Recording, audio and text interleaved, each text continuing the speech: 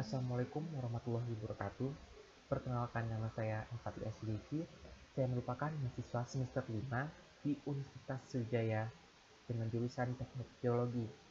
Baiklah, pada kesempatan kali ini saya akan memberikan penyuluhan mengenai bencana longsor pada daerah Cipatuhu 2, Kecamatan Banding Agung, Kabupaten Ogan Komering Ulu Selatan, Provinsi Sumatera Selatan. Berikut adalah data statistik 10 tahun terakhir dari Kecamatan Banding Agung. Terdapat 3 poin. Yang pertama adalah laju pertumbuhan penduduk, jumlah penduduk, dan kepadatan penduduk. Pada pertumbuhan penduduk Kecamatan Banding Agung tidak terlalu mengalami kenaikan yang signifikan, kecuali pada tahun 2012 hingga 2013, di mana mengalami kenaikan hingga 1,5%.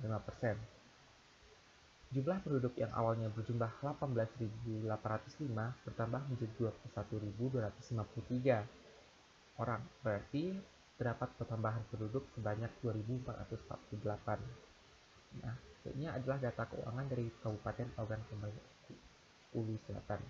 Namun di sini yang ingin saya tekankan adalah dana darurat, di mana sesuai namanya, dana darurat merupakan dana yang dialokasikan pada situasi darurat tertentu, seperti misalnya bencana alam yang berupa longsor, banjir, dan lainnya.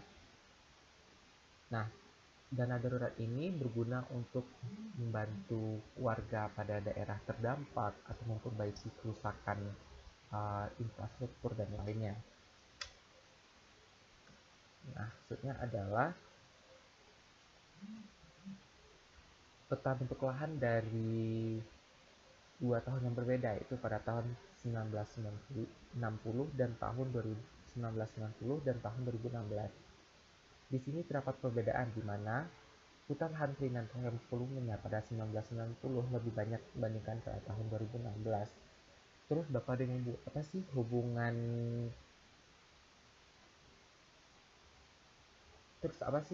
berkurangnya hutan lahan dengan longsor? Nah, jadi Bapak dan Ibu, apabila berkurangnya hutan lahan atau secara garis kecil tumbuhan berkurang, maka akan menyebabkan daerah resapan air juga berkurang. Maka sewaktu-waktu apabila terjadi hujan dalam waktu yang cukup lama dan sungai tidak mampu menampung debit air yang berlebihan, maka akan terjadi banjir. Nah, selain itu, pada lereng yang gundul sehingga tidak ada daerah resapan air, maka apabila terjadi hujan dalam waktu yang cukup lama, maka akan terjadi pembebanan berlebihan pada lereng tersebut, dan lereng tersebut akan terjadi longsor.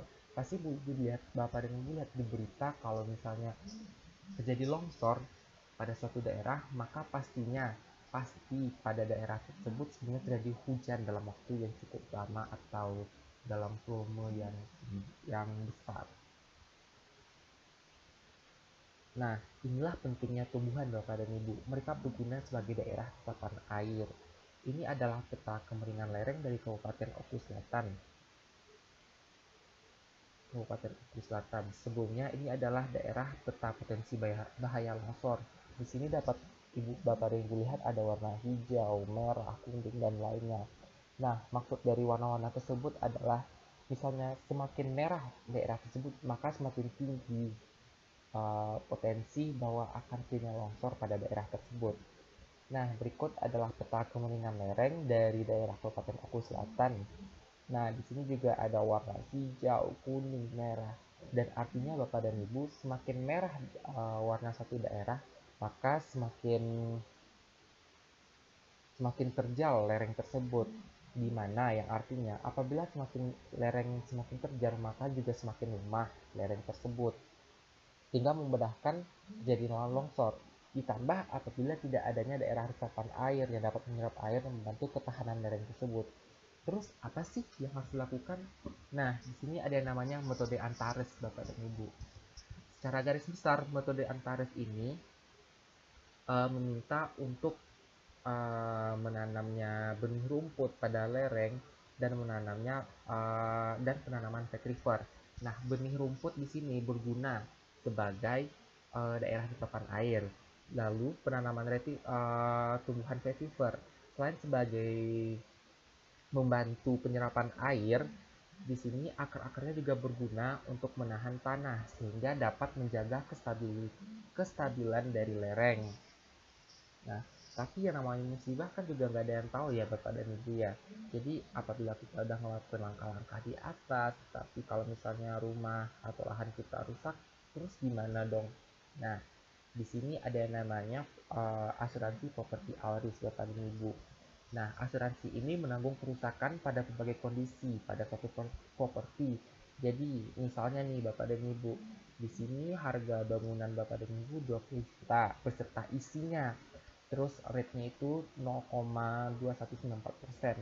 Nah, terus Bapak dan Ibu kalikan dan hasilnya 43.880. Ini adalah jumlah premi atau uang bulanan yang harus Ibu bayarkan tiap Bapak dan Ibu bayarkan tiap bulan.